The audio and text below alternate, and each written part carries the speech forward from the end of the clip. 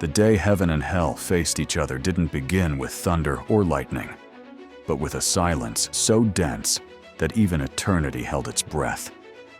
No one knew that this silence would be the prelude to the first cry of rebellion. In the beginning, everything was order. Perfect light, eternal harmony, and above all, adoration. Heaven was not a place, it was a rhythm. Millions of beings of fire sang the name of the Creator, and the universe answered with echoes of glory. But among them was one who was different. He wasn't just another angel. He was the most beautiful, the brightest, the closest to the throne. His name was Lucifer, the bearer of light. His radiance wasn't his own. It was the reflection of the one who created him. But one day, the reflection wished to be the sun.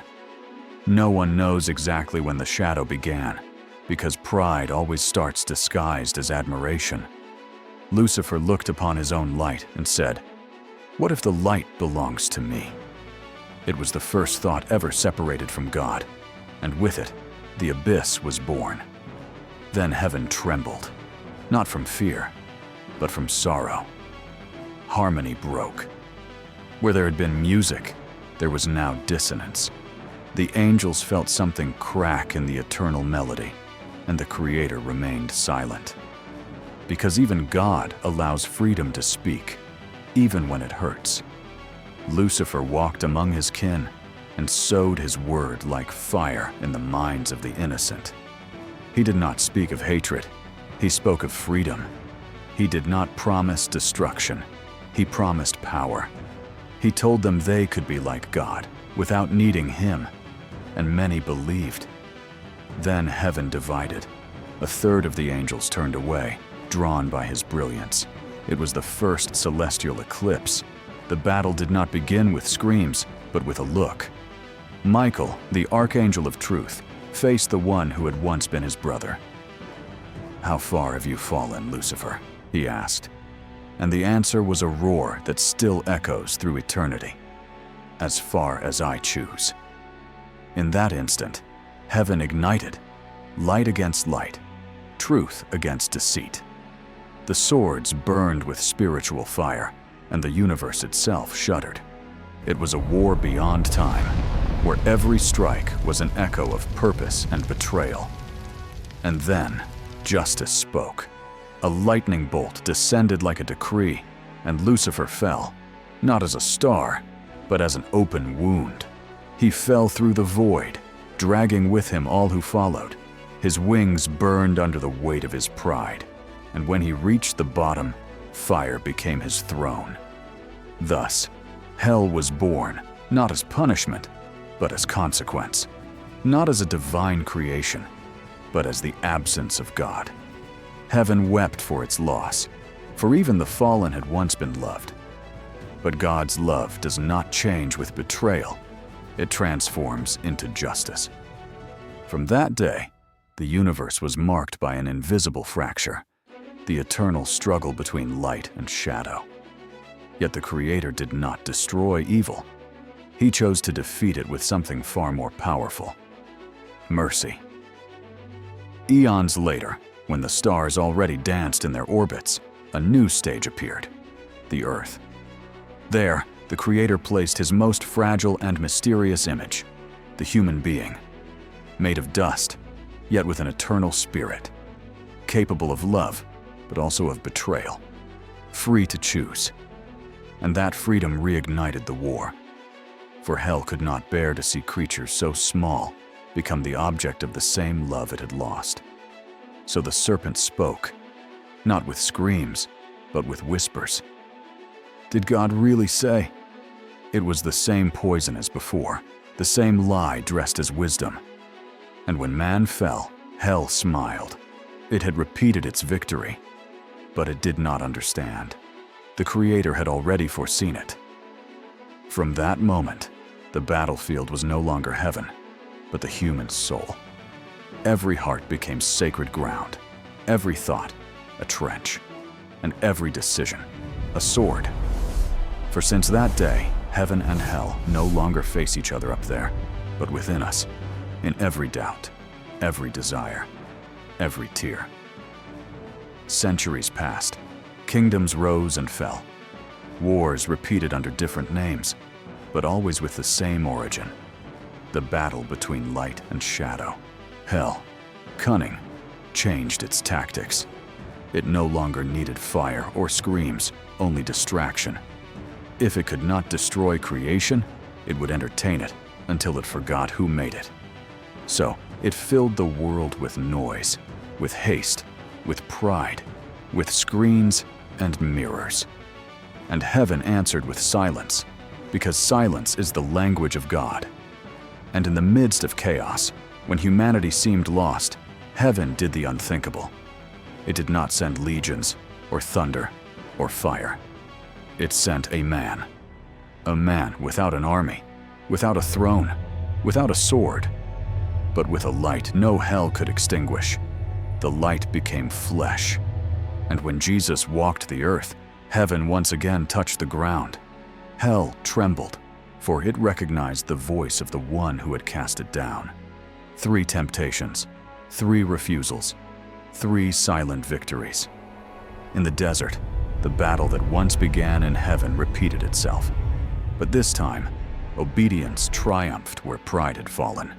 Still, hell did not give up. It waited and found its moment on a cross. Darkness surrounded the innocent, and the shadows believed they had won.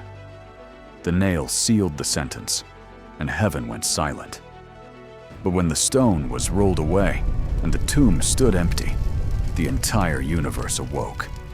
The day heaven and hell faced each other on the cross was also the day love conquered death. Since then, the war is no longer for the throne, but for the soul. Hell cannot destroy you, but it can distract you. It can fill your mind with noise until you forget who you are. It can make you believe that faith is weakness, that hope is naive, that love is loss.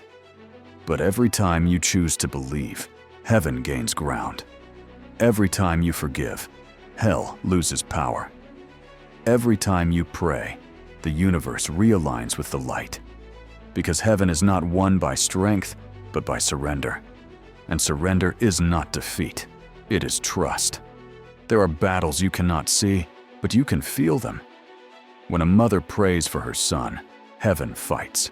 When a man resists temptation, the angels rejoice. When a tear falls in silence, yet still says, "I trust," hell collapses. You don't need wings to fight. You need faith, for faith is the most feared weapon in the abyss. It cannot be stolen, it cannot be destroyed, it can only be surrendered, and that depends on you.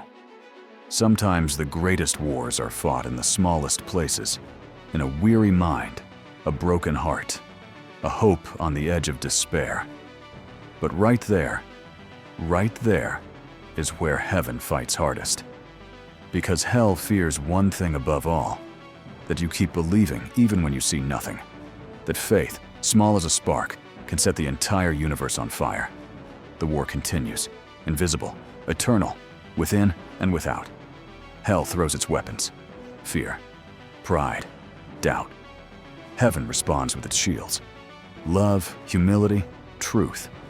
And between them, you choose which voice to listen to. Do not wait to see demons to recognize evil. Sometimes it wears the mask of comfort, of ego, of me first. Do not wait to see angels to recognize the light.